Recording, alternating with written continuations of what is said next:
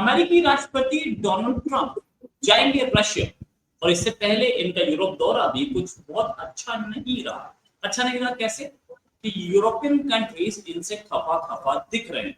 इन्होंने यूरोप में भी पता नहीं क्या क्या टर्म्स एंड कंडीशंस लगा ली।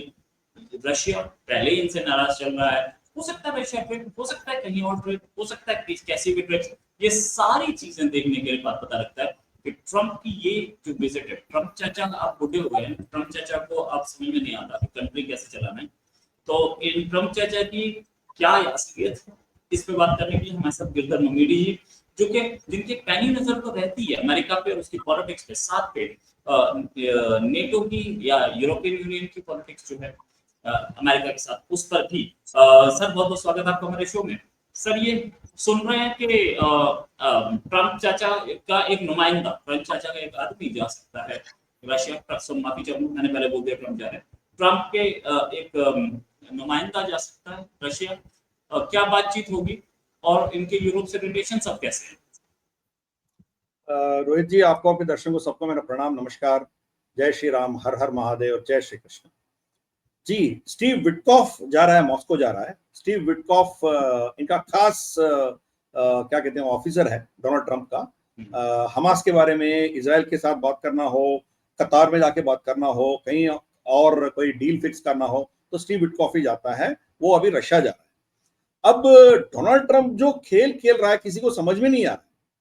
अब देखिए, दो तीन चीज है। एक, वो खुद जेफरी एप्स्टाइन केस में फंस गया, उनका नाम भी उसमें हो सकता है, ऐसे रिपोर्ट्स आ रहे हैं। फिर भी वो खुलासा कर सकता था, अपना नाम छुपा के रख के बाकी नाम रिलीज कर सकता था, मगर वो रिलीज नहीं किया। तो यहां तक बोल डाला है कि उसमें कुछ है नहीं है, तो इसलिए हम बंद कर रहे हैं। तो क्या हो गया, उस लिस्ट में जितने भी थे, चाहे वो माइक्रोसॉफ्ट के बिल गेट्स हो या पता नहीं कितने कितने बड़े बड़े नाम हो, सब बंद हो गए, चुप हो गए, सब कोई बात नहीं कर रहे। आपको याद होगा पिछले, मतलब डोनाल्ड ट्रंप की पिछले सरकार में और बाइडेन के सरकार में भी इसके खिलाफ बहुत कुछ हुआ था, इनके ऊपर केसेस डाले गए थे, बहुत कुछ हुआ। अब कोई बात नहीं कर रहा, सब चुप है। ये जो कर रहा है सब सह रहे हैं, बस चुप है, कोई कुछ नहीं बोल रहा है। तो ये एक मास्टर स्ट्रोक खेला है, इंटरनली उनके खिलाफ कोई कुछ नहीं बोल रहा है। नेक्स्ट, वो कर क्या रहा है, ये टैरिफ ये सब जो कर रहा है ना, इसके पीछे दो तीन मकसद है। एक, उनका इकोनॉमी अनसस्टेनेबल मोड पे चला गया, उसको अभी कोई रोक नहीं सकता है, वो गिरेगा, जरूर गिरेगा। उस सिचुएशन से उसको बचाने के लिए कुछ ना कुछ कदम उठाना पड़ेगा उसको। पिछले 6 महीने में, डोनाल्ड ट्रंप आने के बाद 6 महीने में डॉलर का भाव जो है 10% पूरा दुनिया में गिर गया।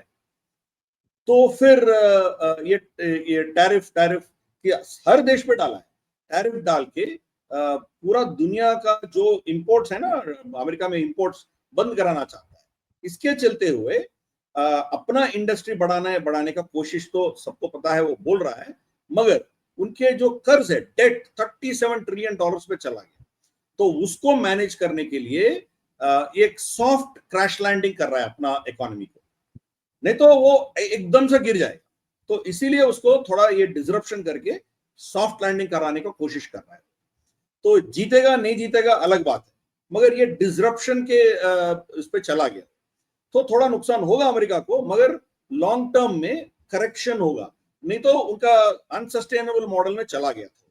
सेम प्रॉब्लम शी जिनपिंग को भी हुआ था, क्योंकि उनका इकोनॉमी भी जीडीपी के पीछे जाते जाते ये लोग इतना खर्च करके बैठे हैं, तो उसका कोई फायदा नहीं है, कोई मतलब उसका कोई मतलब ही नहीं था। मतलब 25 ऐसे शहर बनाए ये लोग जहां एक आदमी भी नहीं रहता है। और इनके बुलेट ट्रेन, चाइना का जो बुलेट ट्रेन चलती है ना, एक शांघाई की बुलेट ट्रेन छोड़ के बाकी में किसी में उसको $1 का फायदा नहीं होता है, खाली आता है, फिर भी वो चलाते हैं क्योंकि जीडीपी में इजाफा होता है। तो ये जीडीपी के चक्कर में पूरा उनका इकोनॉमी ठप हो गया था। इसीलिए एवरग्रांडे हो, हर चीज को वो क्रैश लैंड कर रहा है शी जिनपिंग। दोनों इकोनॉमीज, चाइना का हो या अमेरिका का हो, दोनों क्रैश हो रहे हैं। तो क्रैश लैंडिंग धीरे धीरे से करने का कोशिश दोनों कर रहे हैं, डिसरप्शन करने का कोशिश कर रहे हैं।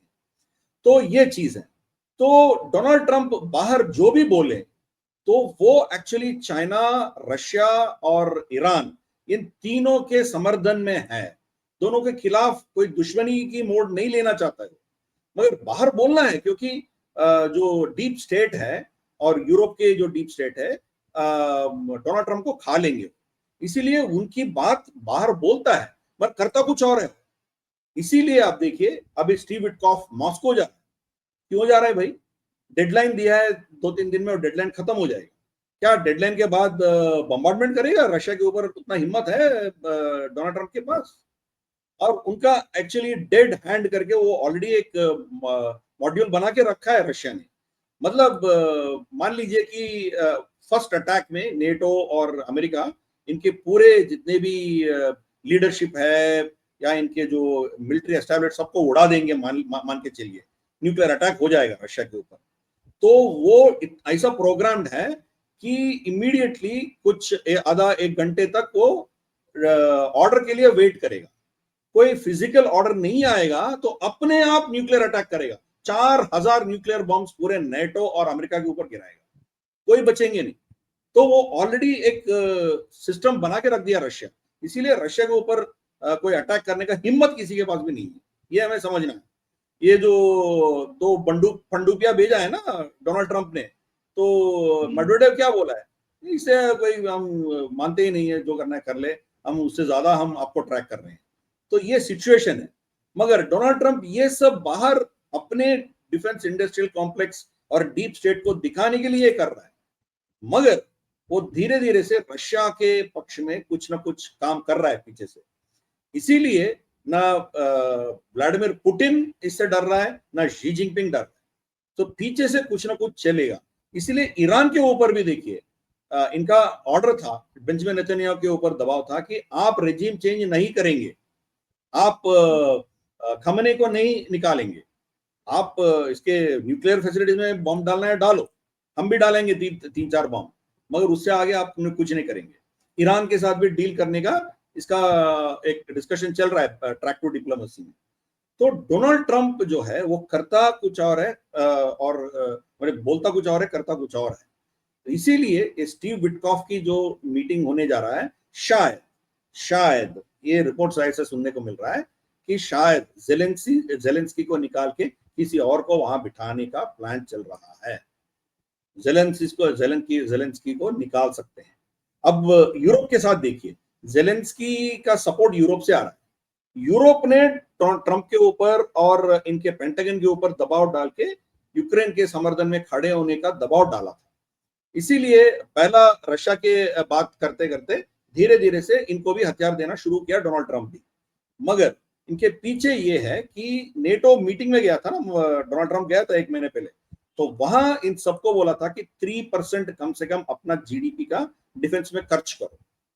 अर्सला वॉन्डरलेन को ये अपना गोल्फ कोर्स, स्कॉटलैंड में जो गोल्फ कोर्स है वहां बुला के उनको जलील करके भेज दिया।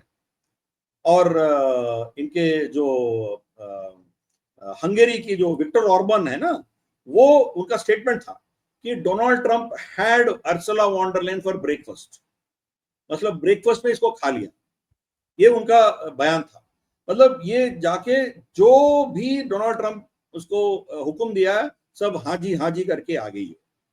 तो वो पीछे आते ही पूरे फ्रांस में, जर्मनी में, हर जगह इनके खिलाफ विद्रोह खड़ा हो गया।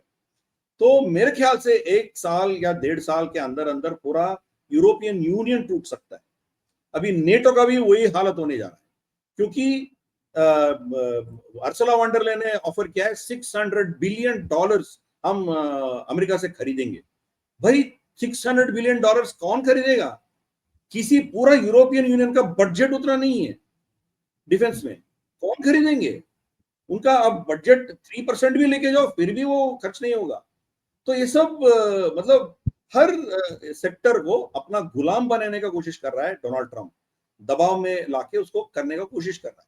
अभी देखिए भारत के खिलाफ भी बहुत कुछ बोला है, डेड इकोनॉमी, ये वो फलान ढिमकान जो बोला है, मगर वो सब रिटोरिक है। अब देखिए फिर अगस्त 7 तक एक्सटेंड किया, उसको पता चल गया कि हम उसको भाव नहीं दे रहे हैं। तो उनका टारगेट भारत नहीं है, उनका टारगेट अपना देश का जो इंडस्ट्रियलाइजेशन और अपना देश का जो कर्ज है वो उनका टारगेट है। डॉलर अपने हाथ से ना जाए इसके चलते हुए उनका फोकस है। इसीलिए हर देश के साथ कुछ ना कुछ बकवास करते जा रहा है। But is there is a method to his madness. तो इसीलिए मैं समझता हूं कि यूरोप की शक्ति जो बची कुची जो भी है वो खत्म हो जाएगा आने वाले कुछ महीने में। फिर रशिया के साथ ये कुछ ना कुछ डील करेगा, और जो जिन इलाकों का ऊपर रशिया का कब्जा है और रशिया के पास रहेगा, जेलेंस्की को निकाल के किसी और को बिठाएंगे, वो शायद प्रो रशिया हो सकता है। फिर नेटो को धमकी देगा और नेटो के ऊपर ये दबाव आएगा, बाकी जॉर्जिया वीरजिया इसमें आप कुछ दखल मत करो। अभी नेटो ईस्टर्न साइड एक्सपैंड नहीं करेगा, वो जहां है वहीं बैठा रहो। और नेटो भी टूटने का प्रॉब्लम सिचुएशन आ सकता है। क्यों? क्योंकि उनके चार्टर के मुताबिक किसी के ऊपर हमला होता है तो पूरे नेटो के देश सब मिलके उनके समर्थन में खड़े हो जाएंगे। मगर ये लोग ये सोच रहे हैं, उनके एक पागल आदमी नेटो का एक बंदा का स्टेटमेंट था कि हम कालिनिंग्राड हम छीन लेंगे। कालिनिंग्राड, आप मैप देखेंगे, कालिनिंग्राड जो है वो जर्मनी और लातविया इस्टोनिया जो है उसके बीच में है, और डायरेक्ट रशिया मेनलैंड से वो कनेक्टेड नहीं है, फिर भी वो कालिनिंग्राड रशियन टेरिटरी है। तो वो उनको उनके इर्द गिर्द में पूरा नेटो सराउंडेड है, तो उनको कब्जा करेंगे ऐसा धमकी दे रहा है, सीधा रशिया को धमकी दे रहा है। तो आप समझ सकते हो कि क्या पागलपन नेटो में जुनून क्या चल रहा है, और डोनाल्ड ट्रंप इसके बिल्कुल खिलाफ है। तो इसीलिए ये लोग जंग छेड़ना चाह रहे हैं। जब जंग छेड़ेंगे तो अमेरिका इनके समर्थन में नहीं आएगा। मान लीजिए कि पुतिन किसी के ऊपर बम डालेंगे, किसी के साथ जंग छेड़ेंगे, तब सब लोग आ सकते हैं।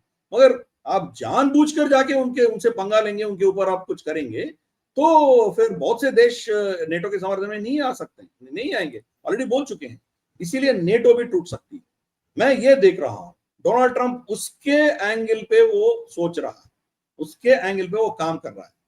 तो जो उसके कथनी और करनी में बहुत अंतर है, तो इसके चलते हुए हम भारत में उसको मतलब सीरियसली नहीं लेना है। आप आराम से बैठो, हमारे ऊपर इम्पैक्ट बहुत कम होगा, क्योंकि पूरे इनके जो हमारी ट्रेड है ना, दोनों के बीच में ट्रेड, उसमें बस 20% ही हमारी जो गुड्स ट्रेड होती है, वो बाकी सब सर्विसेज है हमारी। वो 20 में भी कोई 18% जो टेक्सटाइल्स ये चीज है वो इंपैक्ट होंगे। बहुत ही कम 0.1% कुछ हमारे जीडीपी के ऊपर अफेक्ट हो सकता है। इसीलिए हम will play on the front foot. But Rohit ji, आने वाले कुछ महीने के अंदर पूरा दुनिया बदलने वाली है। You see a big huge changes. European Union खतरे में पड़ सकती है, नेटो में खतरे में पड़ सकती है, जेलेंस्की रहेगा नहीं रहेगा बोल नहीं सकते हैं। फिर रशिया का जो सिक्योरिटी अपरेटस है वो शायद धीरे धीरे से नेटो से बच के उनका सिक्योरिटी अश्योरेंसेस भी अमेरिका से मिलेगा। तो अमेरिका का अंदरूनी जो इकोनॉमी है उसको भी थोड़ा शेकअप करके उसको पटरी पे लाने का कोशिश कर रहा है।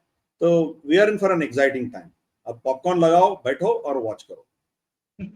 Right, thanks a lot sir for discussing. ये जो होने वाला है अब आगे, इस पर भी नजर रखेंगे। और खबर ये भी आ रही है कि डोनाल्ड ट्रंप जा सकते हैं चाइना, उस पर भी बात करेंगे कभी और। अभी के लिए नमस्कार, धन्यवाद, जय हिंद। नमस्ते।